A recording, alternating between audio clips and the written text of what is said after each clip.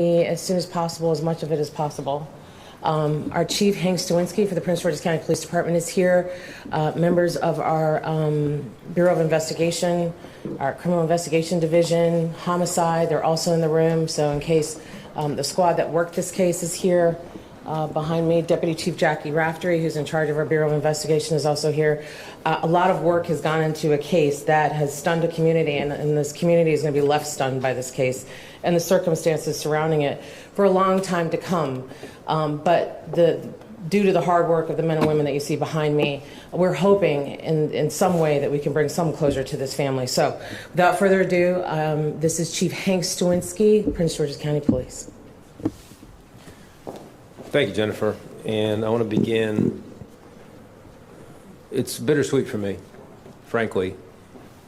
This is a pointless act of violence perpetrated on an innocent woman who had spent the day, New Year's Day, celebrating with her husband and her family. The individual, Mr. Sammie Warren, a 23-year-old male from Bowie, was ultimately apprehended for committing this crime.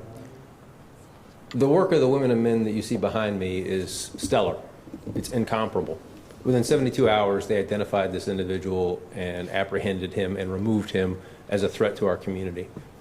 But we start 2020, a new decade, in Prince George's County with a truly pointless act of violence. So that's the beginning of our year.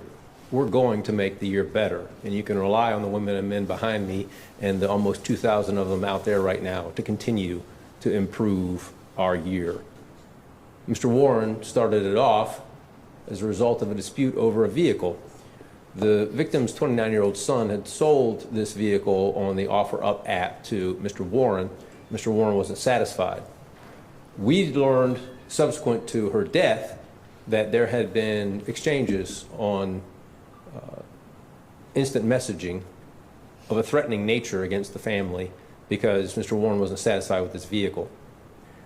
That all manifested itself late on January 1st when Mr. Warren arrived at the home and fired numerous bullets into a window and a wall and a vehicle.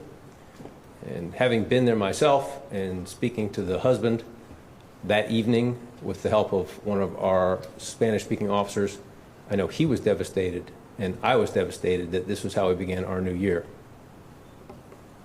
Ultimately, a pointless act of violence.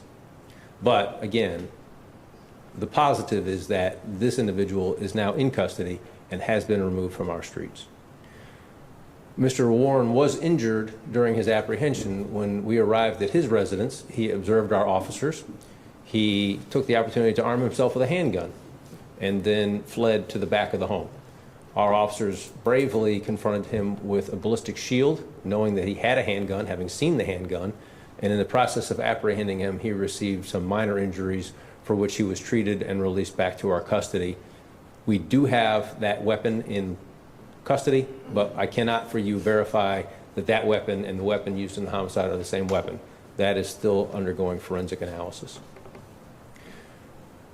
My message to my community is simple. We will not rest when any act of violence, whether it is as significant as this or seemingly insignificant, we treat them all the same. They all mean the same thing to us. These women and men didn't rest until they were able to resolve this case. And my message to those who may think of carrying out pointless act of violence in furtherance of something as stupid as a dispute over the price of a car, we won't rest until you're in custody. With that, I'll endeavor to answer any questions you might have for me. Any questions, guys? Chief, how long, what's the timeline between the sale of the car, the threatening messages, and the shooting? My understanding is that the sale of the car occurred on or about Christmas Eve, so December 24.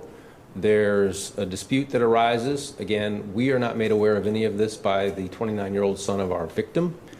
And then that precipitates his arrival at their residence on January 1st in the late evening after, as I said, the family had spent the day celebrating. Was there any contact between this man and the family that night? Or did he just come up and open fire? So again, pointless act of violence. He just shows up at a residence and starts arbitrarily firing into this home. And this could have been much worse. There were several children in that home that could have been injured or killed. My personal belief, having been there myself, is that this woman had taken the moment to rest after a long day of making merry for her family and was reflecting on the Bible, which was open on the table where she was seated. And then she's struck by these rounds fired recklessly into her home. There was no warning, if that's what you're looking for, Paul. There was no warning. And this was the kitchen of the home where she was shot, correct? So this window, yes, does lead into the kitchen area, and then it's adjacent to a dining room area. You know, there was a broadcast that night on one of your channels saying that a witness had seen a man dressed all in black running down the hill unarmed. Do you believe that that was him?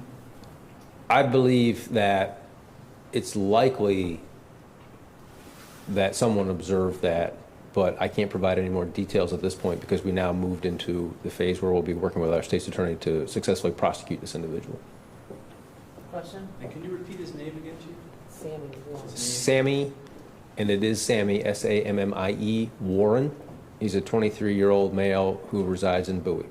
W-A-R-R-E-N? That's Yeah, my We're understanding. going to push it out. Just one second. Back, question back? So at what point did you all become aware of the dispute over the car? Was that information offered up by the family or? So these investigators were there within an hour of her death and immediately began interviewing. And again, there were numerous people within that residence family.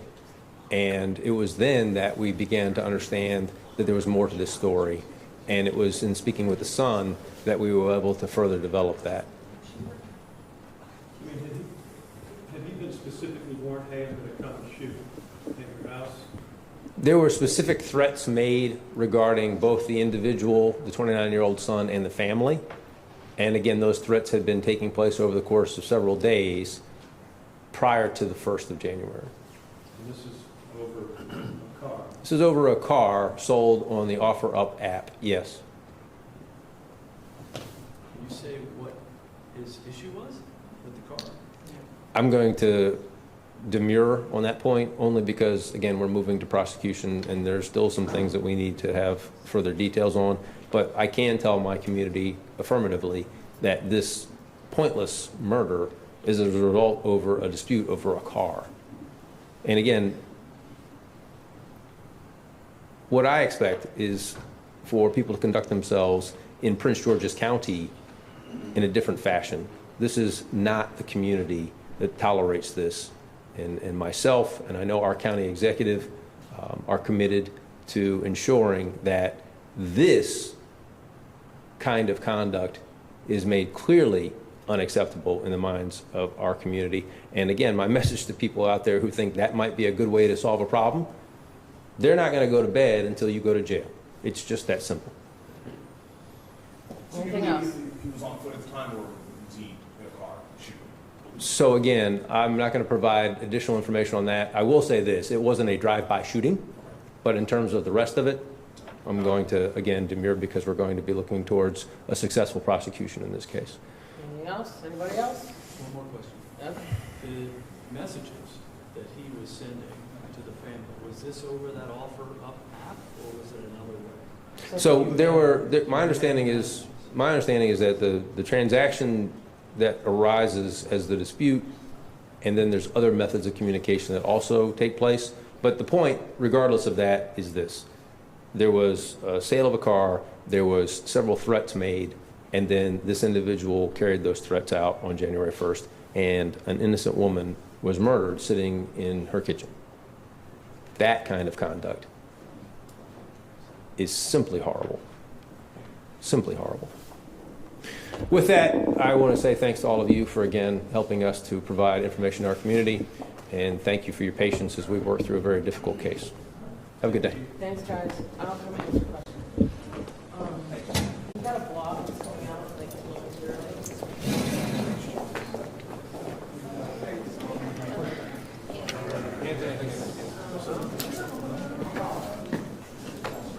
You have an explainer problem too, right? Yeah, big time.